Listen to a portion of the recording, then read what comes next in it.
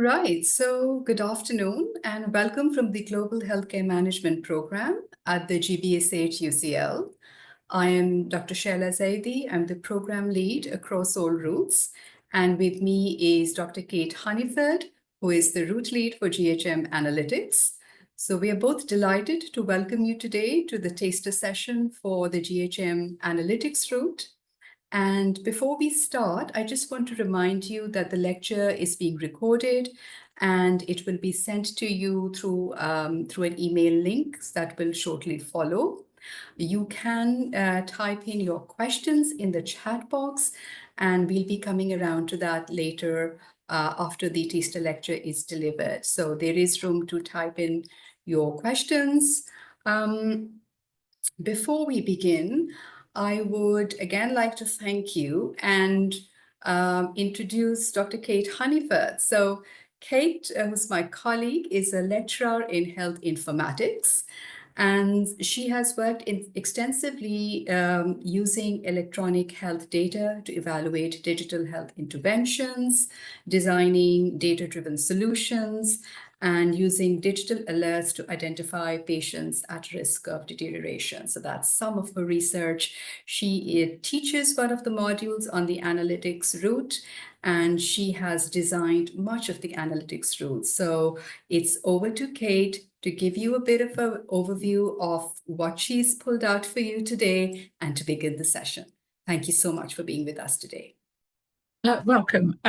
So I'm Dr. Kate Honeyford, and I'm just going to share my screen so that I can present to you a taster lecture which is sort of a bit of a mix and match. You're never going to get this lecture again because I thought that would be dull. So it's a taster lecture with a bit of different modules. So UCL Global Business School for Health. You'll have all your lectures here at UCL East, so you can see the image behind me, which is where you'll be based. Just a reminder, if you've forgotten, in term one, you're going to do core modules of economic evaluation and health financing and leadership and management for global healthcare. And in term two, your core modules will be organisational behaviour for an inclusive and diverse workforce and changing health systems. But what makes our route special and different is that we also have our analytics modules. So in term one, you'll be doing programming with Python for health research and principles of health data science, and artificial intelligence in healthcare and principles of health data analytics in term two. And you'll also be doing a research project and a business project while you're here. So you will be taught by some amazing people, obviously. Myself, I teach principles of health data science. Dr. Paul Expert teaches principles of health data analytics, and Dr. Elizabeth Fons will teach you the programming with Python for health research and artificial intelligence in healthcare.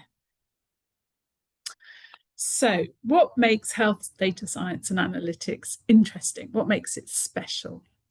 So global health challenges, we're all really aware of. We've got the challenges of climate change, emerging diseases, re-emerging diseases, non-communicable diseases, natural disasters, wars, terrorism, crises, and global partnership. So global healthcare challenges do need global solutions, and data is super important.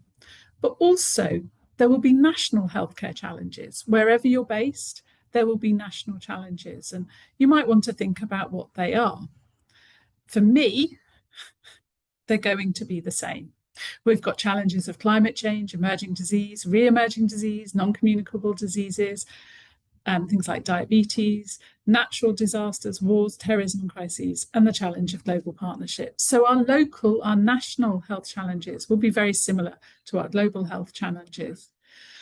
But also within a national health challenge, we have problems like insufficient funding, staff shortages, a backlog of people needing care, which has arisen as a result of the COVID pandemic, an ageing population, and evolving healthcare needs. And these are particularly relevant in the UK and the National Health Service, but they're also relevant internationally. Every country is having challenges with evolving healthcare needs and an ageing population Staff shortages around the world are a key problem. So we're going to think about why health data science and analytics is so important in addressing those problems. So one of the best things about working in health is the huge abundance of data. So this is just an example of the data available for a patient who goes into hospital. So we have lots of the data which is administrative. When did they arrive at the emergency department? Have they had any outpatient appointments? Have they been into intensive care? Were they admitted? So we have this range of administrative information. We know exactly what time they arrived. We know what time they went home. We also have information, if we're lucky, on GP appointments and on the ambulance service contacts. Slightly harder to access in the UK, but the information is there. What we don't have that much information on at the moment is self-care options. So we're not likely to know whether a patient has bought paracetamol because they've been in pain and been uncomfortable, although that may be linked in the future. And we also have a system in the UK called NHS 111, which you can ring up for advice. So we have lots of information, not always complete. And the information I often work with, I have things like microbiology results, vaccination records, virology results, medication administration, clinical results, diagnoses, procedures, and treatments. But we also have unstructured data like the clinical notes that people make when you go into a consultation. And we have images, we have x-rays, we have CT scans, we have radiology images, we have so many images that we can now analyse using artificial intelligence approaches. And that's becoming more and more the norm all over the world to use AI to look at images which are trying to detect prostate cancer or lung cancer.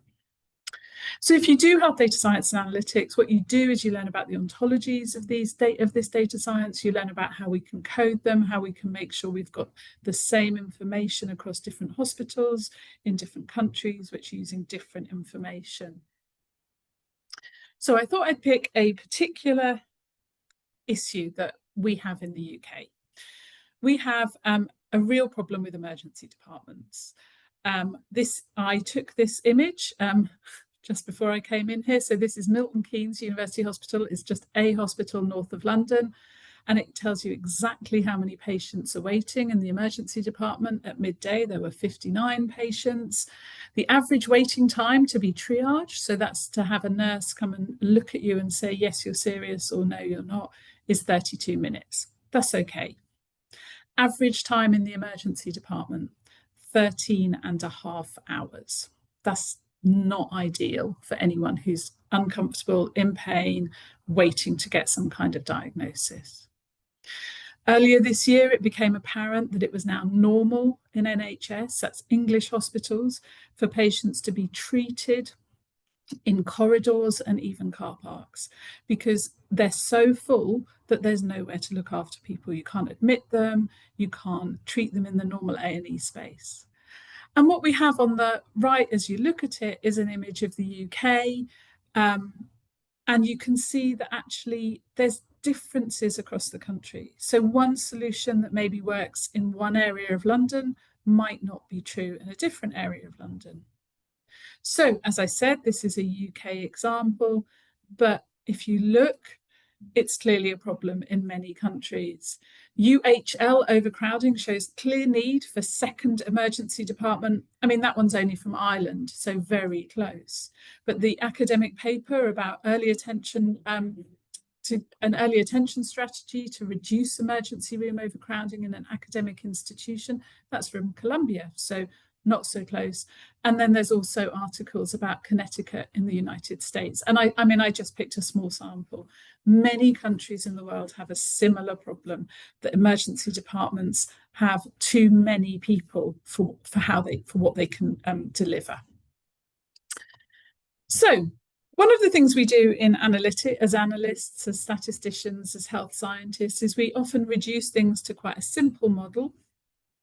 And so we kind of need to reduce it and we need to try and make it understandable. So we might have 4 different groups of patients that have gone to the hospital.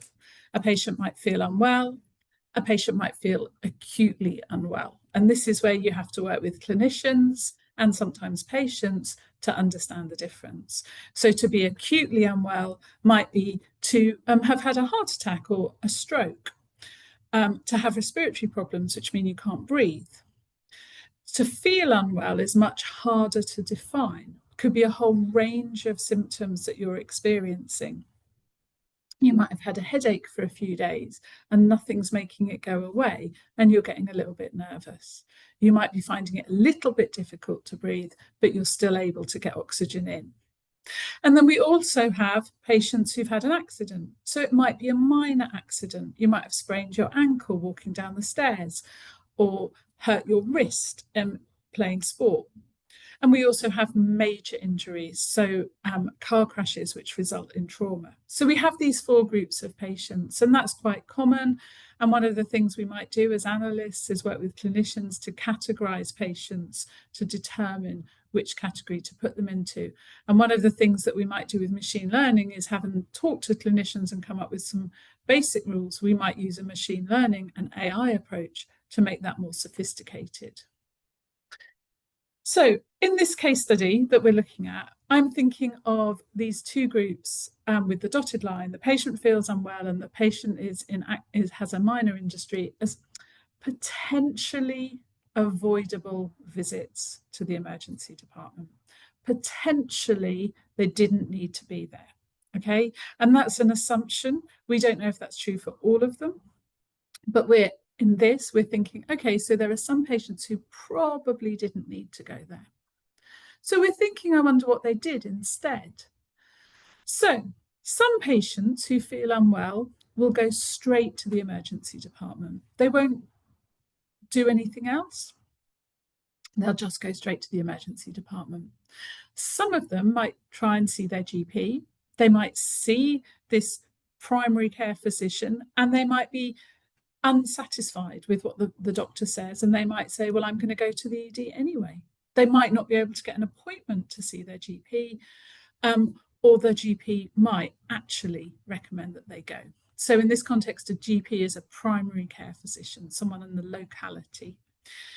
They might go and see a pharmacist, which is they're advised to do in the UK. And again, that might not happen, or they might be unsatisfied with what the pharmacist says, or they might be recommended to go to the ED. So all these different routes might occur.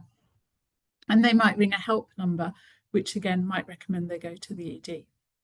And then over here, I've got on its own urgent care centres, which are a thing that we have in the UK, which are often only open during working hours, 9 till 5. And sometimes there are some things you can go there. So what we've got is a kind of model that we then have to try and use to understand it with data. So statistics, data science, informatics. We use lots of words to really talk about what we mean by numbers and understanding numbers. And with statistics, we can describe highly complex systems using relatively simple models with few parameters. So that's what we do. We can then decide what to do. We can make decisions based on that data.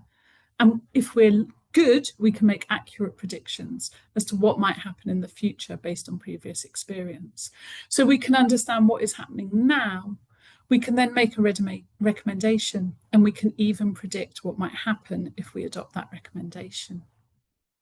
But statistics is not always easy. I've borrowed this image from the King's Fund because I particularly like it. They were doing a study on the best metric to understand waiting times in an A&E, in an emergency department. And so they have 100 fictional attendances, and they set the average waiting time, the mean waiting time for each clinic was set to be 173 minutes.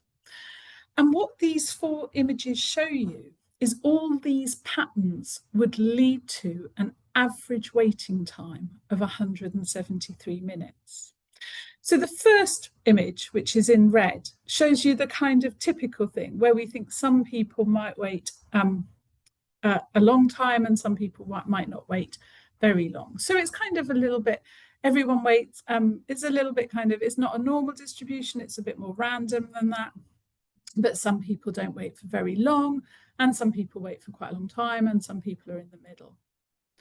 The light blue image, department 2, has actually lots of patients waiting under a certain time. So lots of them don't wait very long, but one patient waits a really long time. And so that affects the mean.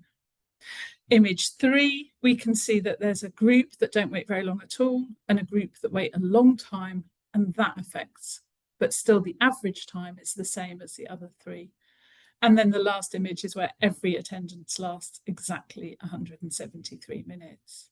So asking a department to report the average waiting time will hide so much information. And as statisticians and data scientists, we try and unpick that very complicated picture. And that's why we might say that statistical thinking is about more than just describing the world, deciding what to do, and predicting. It's about getting you in the mindset, applying a systematic approach to how you use and manipulate data. So we want to help you understand how to fully investigate a problem, how to plan a study and answer questions, and most importantly, drawing correct conclusions from your findings. And I hate to tell you this, but sometimes the correct conclusion is, we still don't know. So let's go back to my problem. So I've got these patient feels unwell, various things might happen, and they're ending up at the ED. And we can think of this in terms of demand, capacity, and flow. And when you do your assignment in term 2, you'll think a lot more about demand, capacity, and flow. Which one do you want to target? So in an emergency department, what we've got is demand, I guess, which is the number of people who are turning up at the emergency department and who want to be seen. So the demand has come from the patients, from the public who come. Capacity is the number of staff, the number of rooms, the number of testing equipment, diagnostic equipment.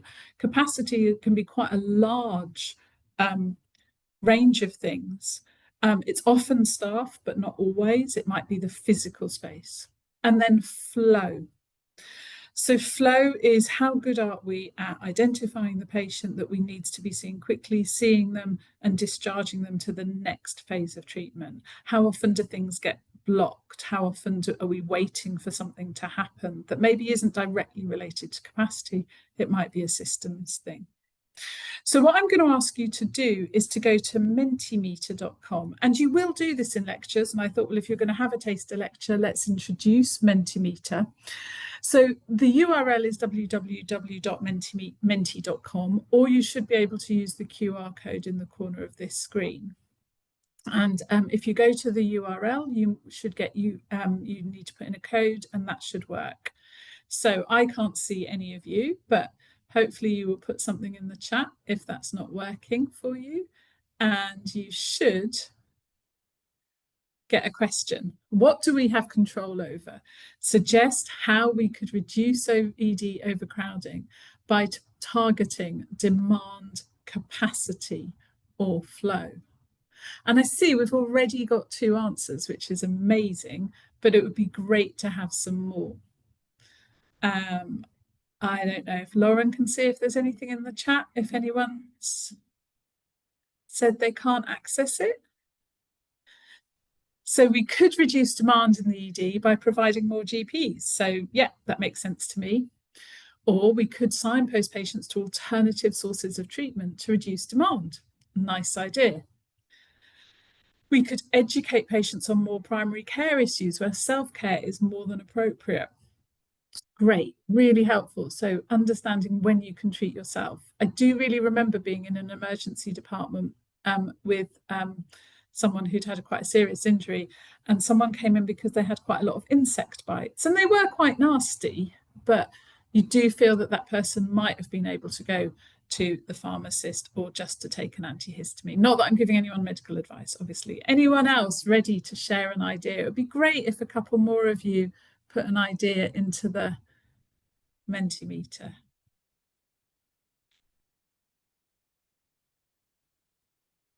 No, everyone quiet. Okay, I'll move on. So none of you put it in, but one suggestion that you could have is to extend the opening hours of the urgent care centre. That's a suggestion that we might have. So we might say, well, let's not mix up people who have a minor problem with an urgent problem. Let's not mix those together. Let's have the minor problem at the urgent care centre and let's keep it open all through the night. And that will reduce the number of people going to the emergency department. I think that's, well, it's my idea. It's bound to be a reasonably good idea. So this is my proposal, to extend the opening hours of the urgent care centre. So as a statistician, a data scientist, I would need to put forward some cases for that. So this is another Mentimeter. So I hope this is just voting. So I'm really hopeful more people will do it. Maybe everyone. Is to what data would you need to collect? So what data would you need to collect in order to answer the question, what are should we extend the opening hours of the urgent care centre? So this is a voting system where you can choose which of these you think is most important. Oh, I left it. So anyone voting? Do we think we need information on ED attendances at the moment, the ones that happen overnight? Maybe we just need them on the ones that happen during the day. Do we need to know the ages of people attending the ED? What data would you want to check? Do we need the costs of staffing the urgent care centre? How important is that?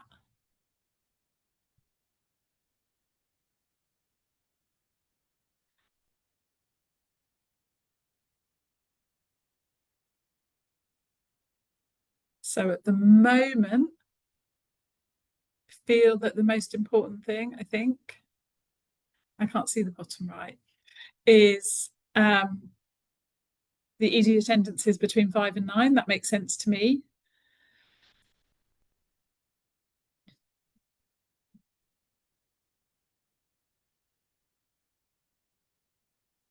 I feel this is a true taster session because I'm waiting for students to participate. Excellent. A few more people have voted, which is great. So so the waiting times at the urgent care centre, that's interesting. That's not so important. And the medical complaints at the ED, quite unimportant. Age, less important than maybe some other things. Oh no, it's up there. So this is the kind of thing that I, as a data scientist and statistician, spend a lot of time trying to decide which of these bits of data is going to give me the answer that I need to help make a recommendation. Okay, so to you, it's just maybe a little bit abstract, but we have to build this in. We've just put in a bid for a £1 million grant to understand a recent intervention in the healthcare setting in the UK. And we need to understand what data we would need to collect to answer whether or not it's worked. And one of our main challenges that we have as data scientists is that often lots of things are going on at the same time. So this is this idea that we are trying to understand a very complex system. So we have to be able to consider multiple things interacting. Okay, thank you for your opinions. It's interesting. See, I think waiting times at the ED, at the urgent care centre might be quite important. You can see the votes. Yeah, interesting. Thank you very much. So I do have some data. This is from the House of Commons in the UK. They had a look into this problem and they found that actually 60% of attendances at the emergency department, which in the UK we call accident and emergency, arrive between 9 and 6. Okay, so most arrive between 9 and 6. 9% are between midnight and 6 a.m. Okay, so the rest are probably late evening. So maybe opening it in the evening might make sense, but this suggests that opening it midnight to 6 a.m. probably doesn't. One of the things we'll talk about when you come to Global Healthcare Management Analytics is data visualization. And I'm just going to be a bit mean here to the people who did this graph. So we start with 3/5, and then we talk about 9%. I find that really annoying. I don't think you should do that. You should say 60% and 9%, or 3/5 and maybe just under 1/10. But to switch between fractions and percentages in one graph is a little bit annoying. And then the other thing you'll notice is there's no y-axis. We don't know what this is actually showing us. We don't know if it's the number of attendances. We don't know if it's the percentage of attendances that ended up being admitted. We don't know if it's one hospital or if it's all hospitals.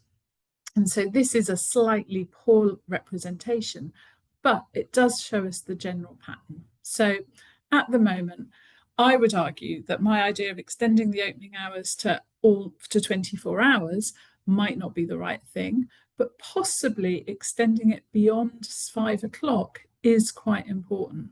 And quite a lot of studies have shown that people wait till the end of the working day before they go to A&E, before they go to the emergency department, because they don't want to be in trouble with their boss. So maybe just having this option in the evening.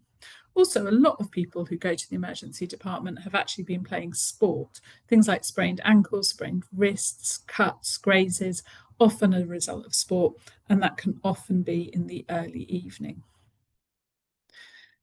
And then this is another graph, and I've lost the reference from this one, apologies. And interestingly, it only goes up to September of 2018 because they started to phase out some urgent treatment centres about then, and then COVID happened, and what we don't have is data for the ones they've reintroduced post-COVID. So it's a slightly older data source, but it's a really interesting image, and what it's showing is that as between sort of for the first sort of year of this data, so between September 2015 and September 2016, they kind of show a similar pattern. The urgent treatment centres take some patients, the emergency departments are taking some patients. But then, after September 2016, the increase in the number of patients attending the urgent care treatments really starts to increase much faster than the emergency department attendances. They still follow a remarkably similar pattern, but the increase is definitely in urgent care centre attendance.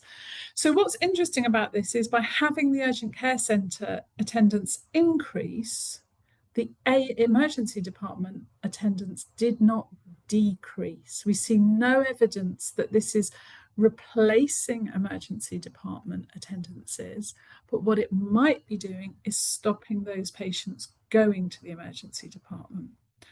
But we really don't know. In order to know, we would have to collect a lot more information about the patients, and we would have to understand what other processes they'd gone through before they got there. So I would argue that extending the opening hours of the urgent care centre, the available data probably isn't suggesting that this is the best solution. And one of the things that you'll do in your studies is you're going to look at some modelling approaches and some theoretical approaches, which will enable us to take a much more sophisticated approach. So you'll be able to increase demand and increase flow, but leave capacity the same and see what happens. And you'll be able to change capacity, but not change flow, and again, see what happens. So one of the problems that challenges we have, and that we as data scientists can advise healthcare managers on, is whether to invest in an extra nurse, an extra room, whether to invest in an advertising campaign, because that might reduce demand overall. So what we try and do is use modelling approaches to work out which of those strategies are best. I'm interested in whether the question that's just popped up is related to, oh, it all went wrong then. Wait for me. is to do with urgent care centres. Can anyone see the question? Lauren, can you see the question? I can see the question. Did you want me to read it for the benefit of everyone on the call? Oh, it's okay. I can read it. Which programming languages apart from Python will you learn? Actually, we only teach Python. That's the one that we teach.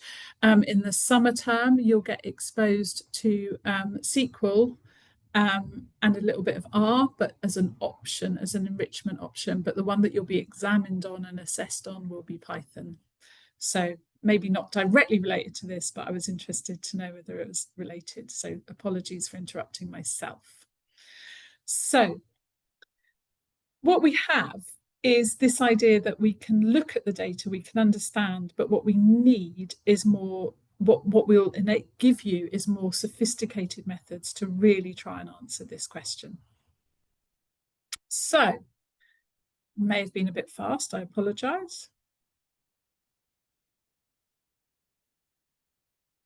So, the key thing for doing the analytics role is that we have these huge courses, we have these huge challenges, climate change, emerging diseases, but we also have massive challenges like insufficient funding, staff shortages, a massive backlog, and an aging population involving healthcare needs. And these two things together are really, really challenging problems. And what you're going to learn as part of the analytics course is the analytics and data science and programming skills to start to be able to make concrete recommendations for some of the solutions. Now, most of what we teach, maybe you won't see it as tackling non-communicable diseases because that's a huge area. But what you'll see is micro examples of case studies of how we can use data to solve these problems. And by learning Python and artificial intelligence, you'll start to see how we can do much more sophisticated programming that was available to people even just 10 years ago to answer some of these problems. So, Lauren, I have finished a little bit early. I'm massive apologies. I don't know if there are any questions that have come up as a result of that. Or, Lauren, do you want to talk through the last few slides and then I will take any questions? Perfect. Great. Thank you so much, Kate. So just from me then, if we could go to the next slide, please. Thank you. It's just a reminder, really, of some key dates. So I know some people on this call might have an offer already, they might have accepted their offer, or you might still be in the decision-making process.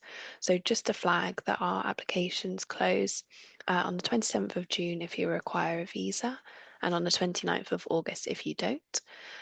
If you have got your offer, you've got 5 weeks to accept. And also our scholarship application deadline is on the 29th of June. We have a range of scholarships. Some of them are specifically for Global Business School for Health applicants. So we'd really encourage you to apply for those. I'm going to put a link in the chat now, which will give you more information on the ones that are available for this programme. Let me just do that now.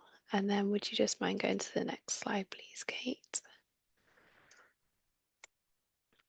Great. And these are just ways that you can keep in touch with us. So if you are UK based or London based specifically, please come along to our Life Medical Sciences open evening on Wednesday, the 4th of June.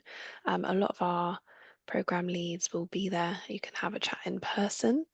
All of these, by the way, we've got QR codes on the screen, but I will also put links in the chat in a second.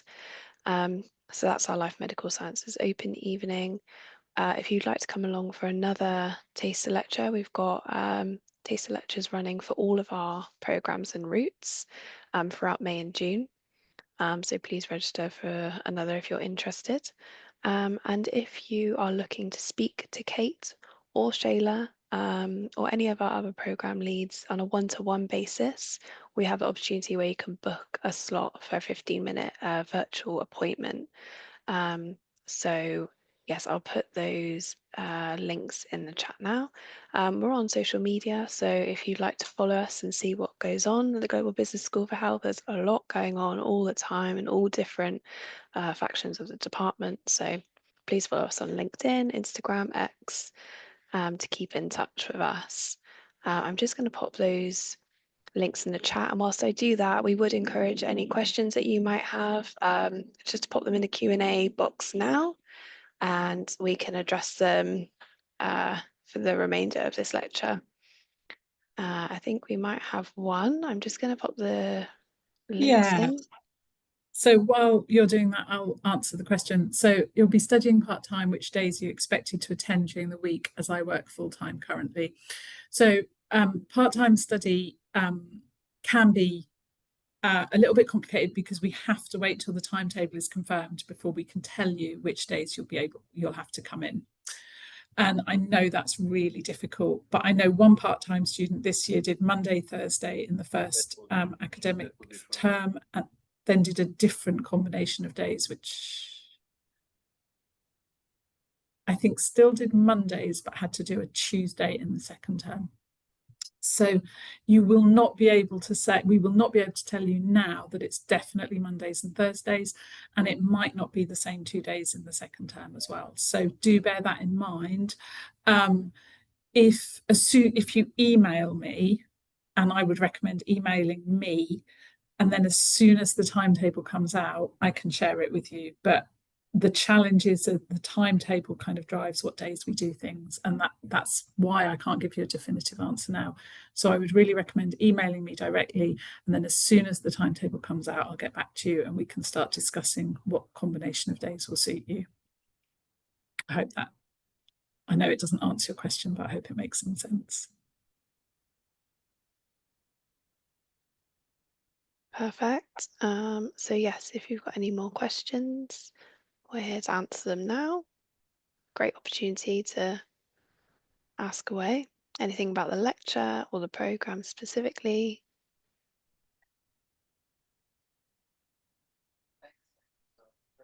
So what's interesting is that for 3 of our modules, you'll have an hour's lecture followed by 2 hours of what you might call exercise classes, where you'll be supported by your lecturer and some PGTAs, and you'll get time to practice the skills that you need for the exams and for the coursework. So that's 3 of our modules. And then one of our modules is really nice because it's a blended learning module, and you'll be learning with students from all over the UK.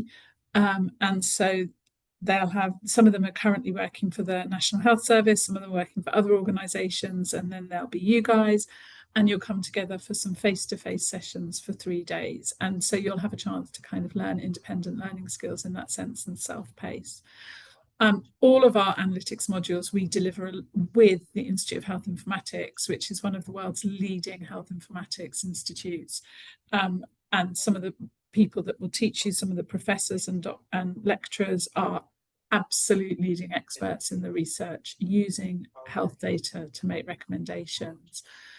So you get exposed to the same level of analytics discipline and the same level of Python programming as if you were in the Institute of Health Informatics. But with that, you get our management, economics, leadership modules. So you get this kind of blend of really high quality, fascinating business, leadership, economics, but at the same time from an Institute of Health Informatics, although taught by GBSH staff, people learning alongside students who are doing data science courses. So you get that blend of skills, which is really exciting.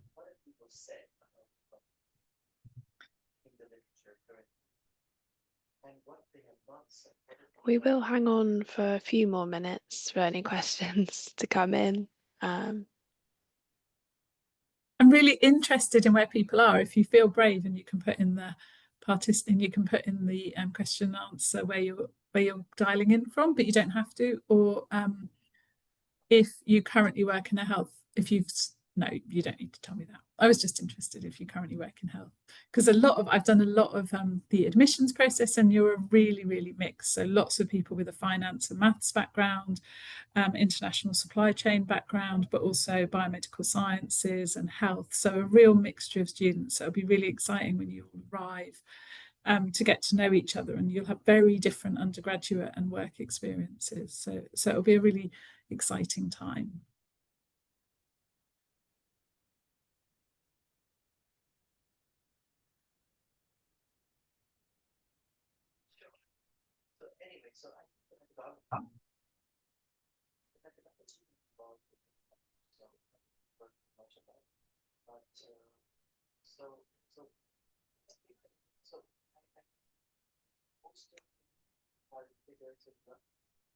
Okay. Okay, yeah, if we haven't got any more questions, then I think we might wrap up if you're happy, Kate. Yeah. No, it's Okay, been lovely talking to you all. brilliant. Thank you so much, Kate, for your lecture today, and thank you everyone for joining us. Thank you. Okay, thanks. Bye bye.